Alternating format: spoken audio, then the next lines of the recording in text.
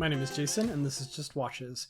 Okay, today we have a watch from Zodiac. Now, I've been eyeing Zodiac's releases for the last few years because they do watches in such fun colorways, but I've never actually purchased one. Then I saw this, unfortunately less dramatic colorway, but still handsome watch at a great price used. So I figured I'd pick it up to check out the brand. Now, before we get to this review, if you enjoyed the contents of this channel, I invite you to subscribe, and if you're enjoying the contents of this individual video, please give it a thumbs up. Thank you so much. So for price and availability, this watch is available on the Zodiac website for an MSRP of $1,195.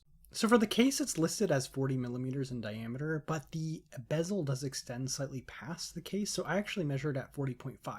And then it's 48.5 millimeters lug to lug, 13.5 millimeters thick, and has a 20 millimeter lug width opening. Now from the top of the watch, most of the case is obscured by the bezel, but you can see those long, high polished lugs, and then they do angle down. And then along the side, you have vertical brushing. Also from the side profile, you do see a ring of high polish on the edge of the caseback and just under the knurling of the bezel. Now while this watch is technically on the thicker end at 13.5 millimeters, it does appear thinner visually and wears nicely. But keep in mind, if your wrist is 6.5 inches or smaller, those long lugs are probably going to overhang the edge of your wrist. The stock strap is soft, pliable, but strong rubber that smells of vanilla. I can't decide if I hate or love this. The vanilla is a nice smell, but it catches me off guard sometimes. I don't know quite how I feel about my watch smelling like a baked good. Now, it starts at 20 millimeters, and there are a few stylish holes close to the head of the watch. The strap does taper all the way down to 16.5 millimeters at the tail, where it is branded, and then slopes off at a strange stylistic angle. I suppose this makes it easier to tuck into the keeper. Now, the pin and buckle is also signed with the Zodiac logo. The pin is interesting here in that it is very wide, and then the holes in the straps are actually more like slots than holes. I'm not sure if this is just a style thing, although I could see that perhaps it does make the holes more robust as it spreads the strain of the wear over more surface area, but if you do know, let me know in the comment section below. Now, I did find the strap very comfortable to wear, and one final note is that for my 6 3/4 inch wrist, I'm on the second to last hole, so if your wrist is smaller than mine, this strap might not work for you. The screw-in caseback helps provide 200 meters of water resistance and is very nicely finished. The Zodiac logo is raised in high polish against a satin background. One thing that I'm curious about is why this caseback is so thick. It even sort of protrudes from the back of the case in a dome-like fashion. It isn't a major issue, but it does add about a millimeter of thickness that I don't think is necessary. The 6 millimeter screw-down crown is a fun shape and signed with the Zodiac logo. However, I find it difficult to operate the watch with. You can only really grip it on the knurled section because the rest of the crown is a smooth dome, and that knurled section is partially obscured by the bezel, which does extend about 0.5 millimeter wide of the case. Now, the crown system does utilize a clutch, which means the winding mechanism disengages when you're rethreading the crown, and this makes the crown very easy and extremely smooth to rethread. I just wish the crown was a touch bigger.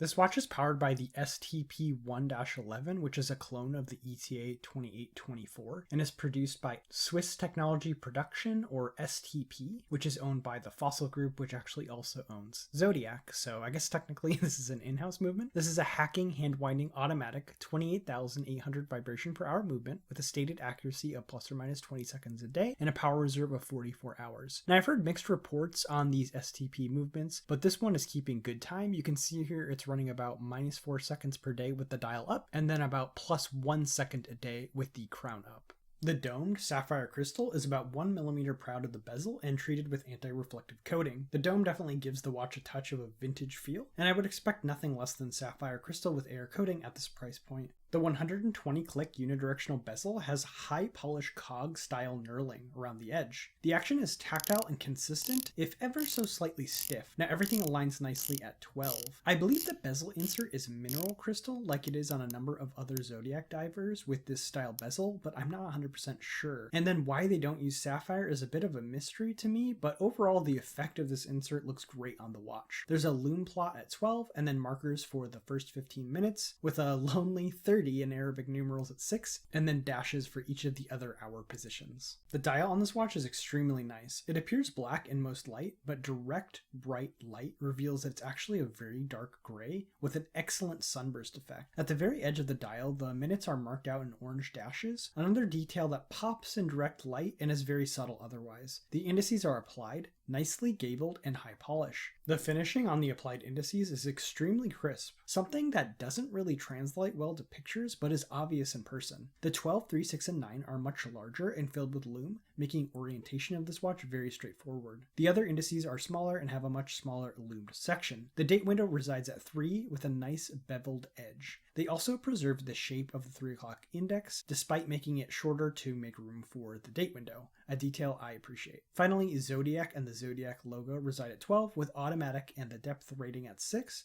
with Swiss made flanking the 6 o'clock index. This minimal amount of text looks great on this model, something Zodiac unfortunately deviates from on other Seawolf models. I guess you would call these paddle style minute and hour hands are partially skeletonized. The minute hand is orange and the hour hand has a brushed steel finish. Now both are filled with lume on the far end. The minute hand reaches all the way to the orange minute dashes at the edge of the dial, and then the second hand is a long high polished stick with lume on one end and a very simple counterbalance on the other hand. Now I love the orange minute hand, which helps with legibility, and the fact that the hands are partially skeletonized. I always find skeletonized hands interesting when they overlap and create shapes with each other and other elements of the dial. Now the lume on this watch is solid. We have a lot of surface area for the lume, and as you can see, it is keeping up with the Seiko here. And here is the watch on my 6 3/4 inch wrist. You can see those lugs are quite long, and at 48.5 millimeters, it does almost overhang my wrist, but not quite. And then despite being 13.5 millimeters thick, I think it wears thinner than that. So pros and cons, starting with the pros. Well, the finish on the dial, hands, and indices is excellent, and I don't think you could really appreciate it unless you see them in person. And then you do get a high quality and comfortable rubber strap. Just keep in mind it does smell like vanilla. And then I feel like the dial layout on this watch is excellent and very legible. As for cons, now I'm not 100% sure, but I think the bezel insert is mineral, which makes me worry it might scratch over time. And then the slightly domed caseback adds thickness to the watch that I don't think is quite necessary. And then while aesthetically pleasing, the crown definitely needs to be bigger or have more grippable surface area to more easily operate the watch with. Now for comparables, at MSRP this watch is in an incredibly competitive price bracket, especially when you consider that this watch doesn't even come with a bracelet, so I wouldn't exactly call it a value proposition. Now while I don't have as much experience at this price point, I know for the same price you could get a number of Christopher Ward watches which are equal in quality and also come with a very nice bracelet. This is also priced at the same MSRP as basically all of the new modern Seiko divers as well, so you have options there. And this price point also puts you in range of brands like Mito, Longines, and Oris. So the Zodiac definitely has quite a bit of competition here, but I was fairly surprised by it in person. I think it just doesn't translate that well to photos and video. So there you have it, the Zodiac Seawolf 53. What do you think about this watch? Let me know in the comments below. As always, if you're enjoying the contents of this channel, I invite you to subscribe. And if you like the contents of this individual video, please give it a thumbs up. That's all for this time. My name is Jason, and you have been watching Just Watches.